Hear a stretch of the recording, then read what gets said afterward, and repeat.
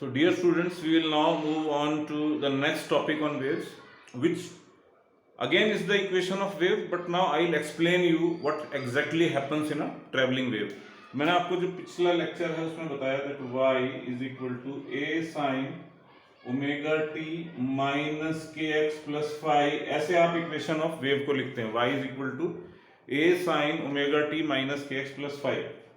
This holds both for transverse waves as well as longitudinal waves. Now इसको दूसरा form भी होता है, जैसे अगर आप इसमें से ओमेगा को कॉमन ले लेंगे, क्या बनेगा? ओमेगा टी माइनस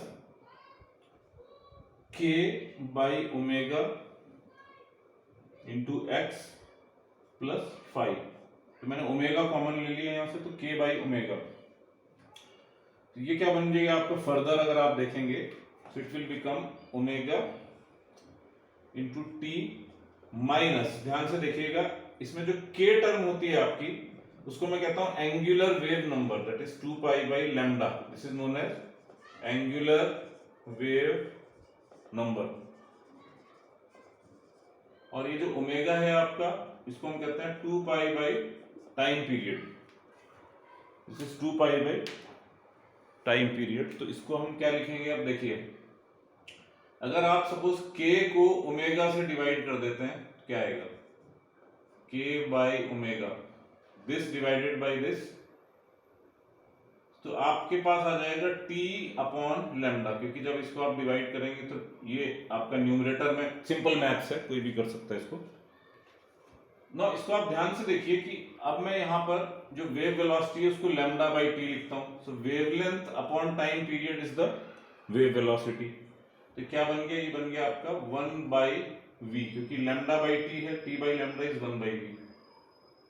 तो ये क्या बन गया आपका? x by v plus 5। तो ये एक ये फॉर्म है आपकी a sine omega t minus k x plus 5, दूसरा a into sine omega into t minus x by v plus 5। Phi क्या है आपका? Phase constant. मान लेते हैं फाई 0 है सिंप्लीफाई करने के लिए, तो क्या बनेगा? a साइन, या तो आप लिखिए omega t minus k x, और अदरवाइज आप लिखिए a sine omega into t minus x by v. इसको कहते हैं हम angular frequency, angular wave number form, angular velocity, sorry angular frequency, angular wave number form. ये है एंगुलर वेलोसिटी एंड वेलोसिटी वाली फॉर्म। तो एक इक्वेशन में आपका क्या आ रहा है? एक इक्वेशन में आ रहा है आपका angular frequency omega which is 2 pi by time period और 2 पाई इंटू फ्रीक्वेंसी। देखिए रिलेशंस अलग अलग हैं, मगर एक से दूसरा आ जाता है तो आपको याद रखने पड़ेंगे, सब कनेक्टेड है आपस में, कुछ अलग अलग नहीं है। ये आपका 2 पाई इंटू फ्रीक्वेंसी है, फ्रीक्वेंसी 1 अपॉन टी होता है। So it's not like if you remember when you will say no I remember frequency but how to find time period, वो उल्टा एक दूसरे का रेसिप्रोकल होते हैं, फ्रीक्वेंसी और time period, they are reciprocal. हाँ, ये थोड़ा सा टर्म डिफरेंट होता है, 2 पाई बाई लैम्डा। नाउ इसमें आपको ये समझना पड़ेगा कि जैसे v is the wave velocity, तो मैंने आपसे ऑलरेडी कहा था that wave is traveling of disturbance from one point to another without any bulk transport of matter. See, I am again and again repeating. इसके बाद भी if somebody says I don't remember the definition, I don't know, so you are not paying attention. So pay attention. Transfer of disturbance from one point to another is called as wave.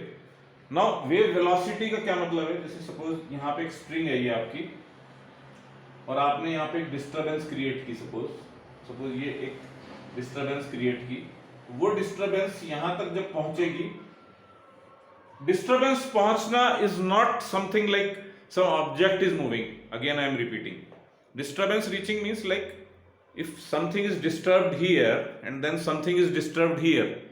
So sometimes I say wave is nothing, so people are shocked, they say wave is nothing and I say yes, wave is nothing, because if disturbance is traveling, what is the meaning? It's meaning that the particles here were oscillating and now particles here are oscillating, then particles here are oscillating. तो यहां से यहां क्या गया? कुछ भी नहीं गया, nothing has actually moved, बस एक ट्रांसफर ऑफ डिस्टर्बेंस हो गया। यहां से जैसे सपोज एक न्यूज पहुंच जाती है, news moves from Mumbai to Pune, So is really something moving from Mumbai to Pune? Nothing. But news is moving. Similarly, wave is moving.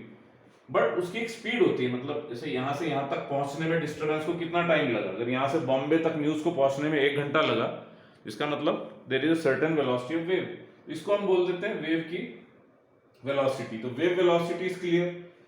Now time period क्या होता है आपका, जब एक पार्टिकल मीन पोजीशन से स्टार्ट करके वापस आ जाता है, मतलब यहां से ऊपर गया, वापस आया, नीचे गया, इसको हम बोलते हैं एक साइकिल, उसके टाइम को हम टाइम पीरियड बोलते हैं। अच्छा, now let us do one thing. अब मैं साइन वेव को एक्चुअली ड्रॉ करूंगा यहाँ पर। Actually draw when I am saying is, तो एक्चुअली मैं अभी एक ही पल्स बना रहा था which is not exactly sine wave. अगर आप ड्रॉ करोगे तो कुछ ऐसा फिगर बनेगा। देखिए, ये एक आपकी साइन वेव है। तो अगर आपने एक बार प्रोड्यूस करके छोड़ दी तो वो ये साइन वेव ट्रेवल करती जाएगी यहाँ से। और अगर यहाँ पे मैं कंटिन्यूअसली इस स्ट्रिंग को मूव कर रहा हूं तो one after the other disturbance will be travelling, मतलब एक डिस्टर्बेंस आगे जाएगा तो उतनी देर में मैं continuously I will go on producing disturbance. तो यहाँ पे क्या होगा, तब एक लंबी आपको वेव ट्रेन दिखाई देगी। सपोज यहां से ये दिस इज अ, अब मान लेते हैं यहां से डिस्टर्बेंस इस डायरेक्शन में आपकी चल रही है। Suppose the disturbance is moving in this particular direction with velocity v। Pardon, excuse the sound which is coming. तो अभी आप इसमें देखिएगा कि ये जो आपकी जो डिस्टर्बेंस जा रही है, ये पार्टिकल यहाँ पे है, ये पार्टिकल अपनी एक्सट्रीम पोजीशन पे है, ये मीन पे है। और इसको मैं अगर ड्रॉ कर देता हूँ, ये भी पार्टिकल मीन पे है, ये पार्टिकल एक्सट्रीम पे है नेगेटिव, ये पार्टिकल मीन पे है, ये एक्सट्रीम पे है, ये मीन पे है, ये नेगेटिव एक्सट्रीम पे है। नाउ अब इसमें आप एक चीज बहुत इंपॉर्टेंट है कि ये जो पूरा टर्म होता है मेरा omega t minus k x, इसको मैं फेज बोलता हूँ। क्या बोलता हूँ इसको मैं? I call it as the phase, मतलब साइन के साथ जो टर्म है। फिर आप ये कहेंगे what was phi, so don't be confuse, that was phase constant. Phase and phase constant are two different things. This whole thing is your phase and this is your phase constant. Phase constant ये बताता है कि when let us से x is 0 or time is 0 या both are 0, then what is the situation of that particle। but phase पूरा का पूरा आपको ये बताता है कि जनरल किसी भी टाइम किसी भी x पे पूरा क्या सिचुएशन है, that is given by the phase। अब आप देखिए ये पार्टिकल और ये वाला जो पार्टिकल है, ये पार्टिकल और ये पार्टिकल, या फिर ये पार्टिकल और ये particle, they are in the same phase. मैं कैसे कह सकता हूं, देखिए इसको अगर मैं थोड़ा सा आगे बनाता हूं वेव को, तो कुछ सिचुएशन ऐसी बनेगी, आप ध्यान से देखिएगा। जब ये वेव थोड़ा सा मतलब disturbance when it goes ahead, something like this will happen. Now focus, देखिए आप, ये पार्टिकल कहीं ना कहीं धीरे धीरे करके नीचे आ रहा है, ये पार्टिकल भी नीचे आ रहा है। देखिए ये पार्टिकल कहीं ना कहीं यहाँ पे आया, ये पार्टिकल भी कहीं ना कहीं यहाँ पे आया। So this particle is doing exactly what this particle is doing, बल्कि this particle is exactly doing what this is doing। This particle is exactly same as this particle। आप देखिएगा ये थोड़ा सा यहाँ पे कहीं गया है and this particle भी यहाँ पे कहीं गया, तो these two particles are same। So those particles which are exactly copycats, you can say, which are exactly copycats are said to be in the same phase। Now आप ध्यान से देखिएगा, ये जो डिस्टेंस है, this is wavelength, this distance is wavelength. So ये जो lambda है, इसको हम कैसे डिफाइन कर सकते हैं? We can say it is the distance between two particles which are in the same phase. और when I am saying two particles, then I am saying two consecutive, क्योंकि ये उसके बाद फिर ये पार्टिकल भी इसी फेज में है जिसमें ये दोनों है, but not this distance। so distance between two, we should also write two consecutive particles, लगातार। आप सोचेंगे ये और ये भी तो हो सकता है, नहीं, आप ध्यान से देखिएगा, ये पार्टिकल अगर नीचे जाएगा तो ये ऊपर जाएगा, तो वो कंप्लीट, जब ये वेव फॉर्म जहां तक कंप्लीट हो रही है साइन की, यहां से फिर से वो रिपीट होगी, वो distance, this distance would be the wavelength और this distance would be the wavelength. तो आप देख सकते हो ये या ये, दीज आर द सेम। और या फिर यहां पे आप एक पार्टिकल ले लो, so this distance, this is also wavelength. So distance between two consecutive particles which are in the same phase, उसको हम क्या बोलते हैं, वेवलेंथ।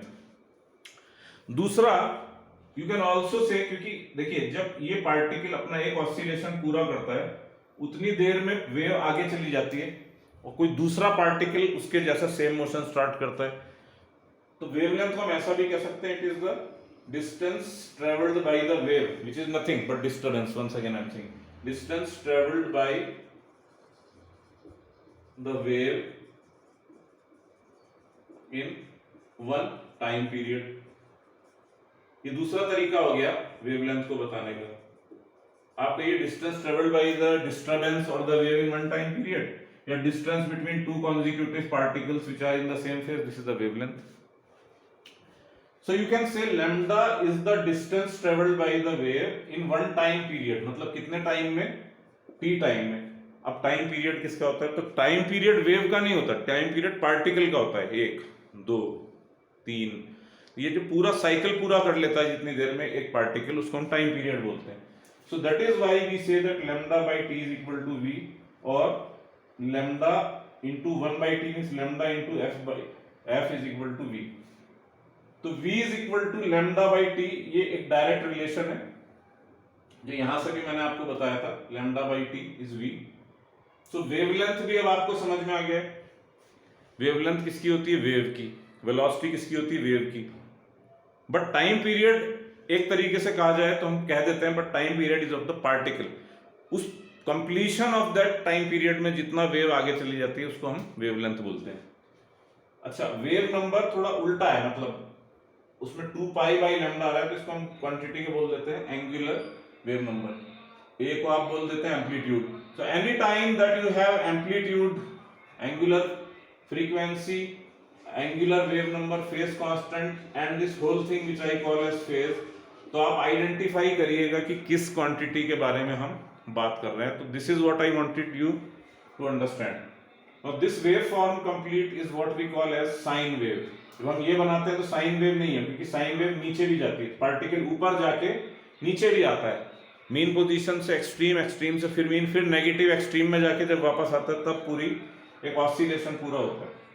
अच्छा, ये जो आपको फॉर्म दिखाई दे रही है तो ऐसा नहीं है कि इस यहां से कुछ फ्लो कर रहा है। सम पीपल थिंक यार वेव तो ऐसे जाती है, नहीं, वेव ऐसे नहीं जाती है, ये स्नैपशॉट ऑफ द स्ट्रिंग है। स्नैपशॉट ऑफ द स्ट्रिंग का क्या मतलब होता है आपका, कि हमने फोटो खींची है स्ट्रिंग की किसी मोमेंट ऑफ टाइम पे, तो यहाँ पे हमने टाइम को फिक्स करके डिफरेंट एक्स पे उनके लिए हमने वाई देखा है, डिफरेंट एक्स पे हमने देखा है कि उनकी वाई पोजीशंस क्या है। ये यहाँ पे है, ये अपने एक्सट्रीम पे है, ये मीन पे, ये एक्सट्रीम पे है, ये भी अपने एक्सट्रीम पे है, और फिर उन सबको जहां जहां पे पार्टिकल्स थे उनके पोजीशन को ज्वाइन करके देखा है।